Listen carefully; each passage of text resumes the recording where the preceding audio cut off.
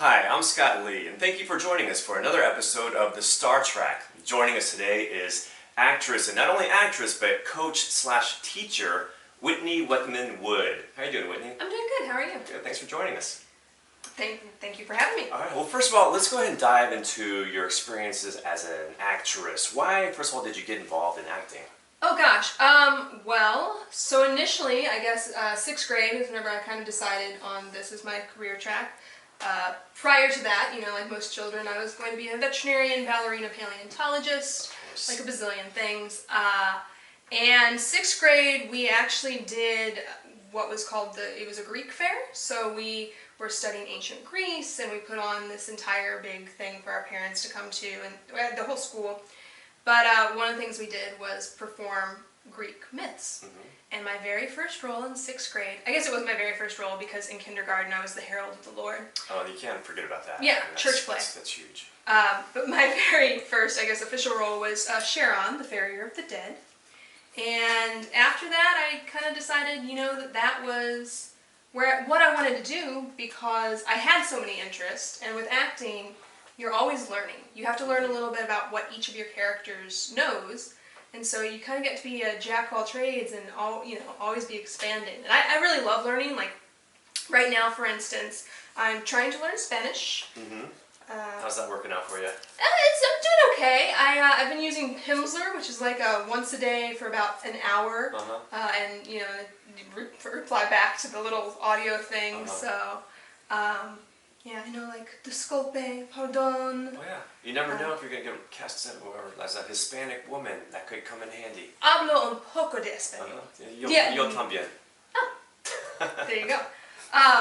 And then I also am learning banjo, which is significantly easier than Spanish, to be totally honest. Yeah, wow, interesting. So do you still carry the same passion now as you did back then when you were a kid? Absolutely. I mean, part of it is the fact that I teach. So a great thing about being a teacher is you always learn from your students. I had this great experience recently. We were so it was an Acting 1 course, college level course, and we were discussing this idea of physical acting choices, right? And how it can basically throw you into the emotional state just by taking, the appropriate shape, right? Like when you're sad, that spun off into this idea of if you take a certain shape of happiness, right? Like, can you think yourself into happiness? And we got into this whole long, very intellectual discussion, even to the point of, can you think yourself into health? Because I have a friend that she's like a health coach, and like that's kind of her platform. And I'm like, well, I don't think you're going to like think yourself out of cancer, but yeah, they do say that if you have a positive attitude coming out of any major surgery, you do better. Yeah. Well, one of my students raises his hand, and he's like, well, that makes complete sense. And I'm like, okay, expand on that. And he's like, well, if you have a positive attitude, you're holding yourself more open, your circulation's going to be better, your breathing's going to be better, and your healing will be faster just because, you're literally carrying yourself differently. And that was it seems like rudimentary, right? But that was the first time that I had ever heard it vocalized where it's like, yeah, actually. So it's not so BS-y, like... Yeah, hippy-dippy. I totally get it. Yeah. And I could tell you live by that rule also. You have a good energy about you. I try. Yeah, it's working out for you. Good. But yeah, so I love moments like that where the students like have an aha moment. I'm like, I didn't think of that, like a bazillion minds is better than one, that sort of thing. Yeah. I'm more of an expert than they are, but by no means is what I have to say gospel, and I think you're a better actor, you're a better teacher, you're a better person if you accept that you're still evolving and that your mind can be changed. So it sounds like you get a lot out of being an acting coach and teacher. Definitely. Right? I mean, which would you prefer, that or acting? I prefer acting, but I think no matter where I am along the journey, I will keep that as a component for that exact reason. Because when you're like bogged down in it and you're being the actor, right? Sometimes you do forget that passion and it just becomes a job. And so you have to be in contact with those people who are experiencing it from a different side, who are excited, and it is their first time, like having that aha moment of, oh, this is what this can be. Because really, all artists, whether it be actors or painters, we're reflecting our world, and to the hopefully positive experiences of others, whether it be because they don't have a voice and they can't talk about that thing that's bugging them, so they can get a catharsis through your performance. Or maybe it's literally to beat the audience over the head and be like, hey, this is an issue that we need to discuss, and you can watch it in this film or you can see it in this play, but then you need to go home and talk about it, because otherwise you won't. Yeah. Well, let's talk about your acting career. What are some like more memorable roles that you had, more challenging, some of the things that you just really remember? Gosh, well, so okay, I was raised in theater, and you know, like most people, when they go through training, it's theatrical.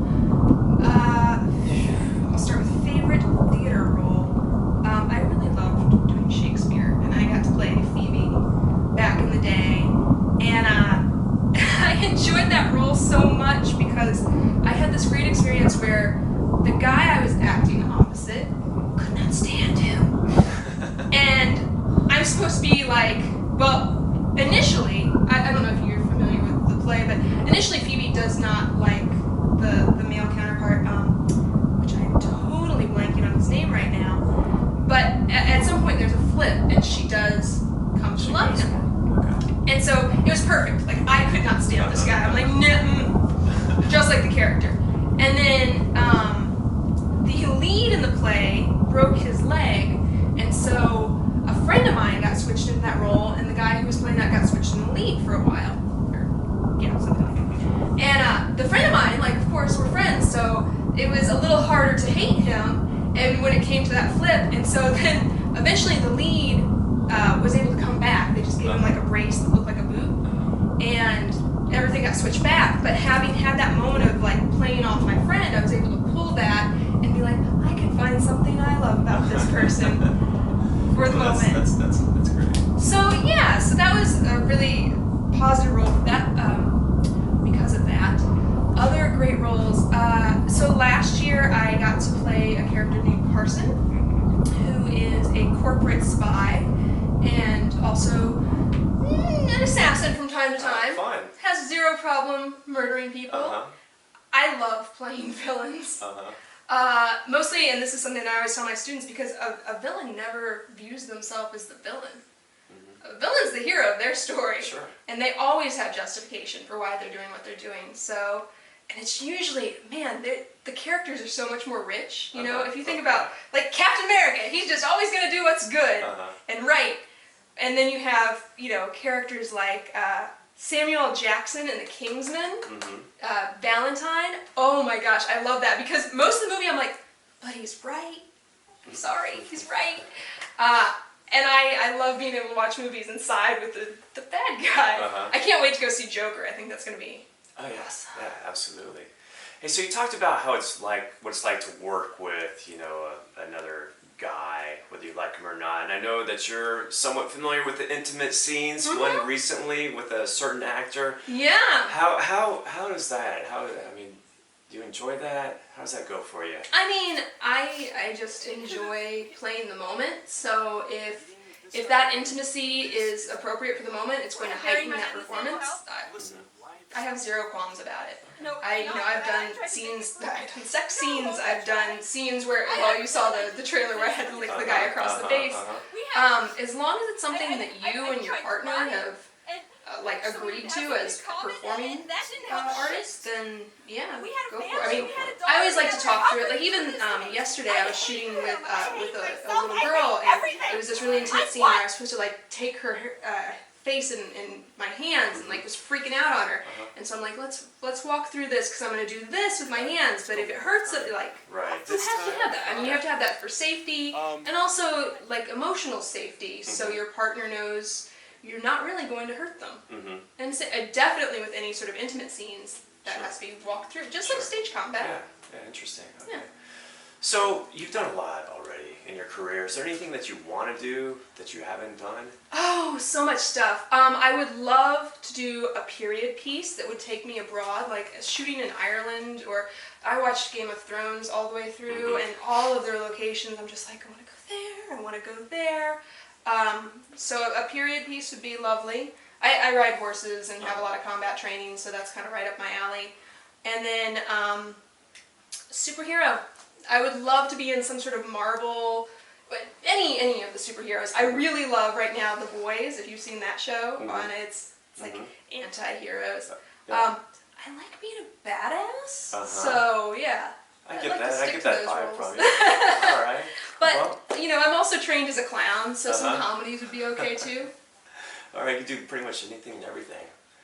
Yeah, pretty much. Well, good. All right. Well, thanks for joining us today. Best of luck to you. Well, thank you. Witney Wood. Remember the name. And thank you for joining us on another episode of the Star Trek. You take care.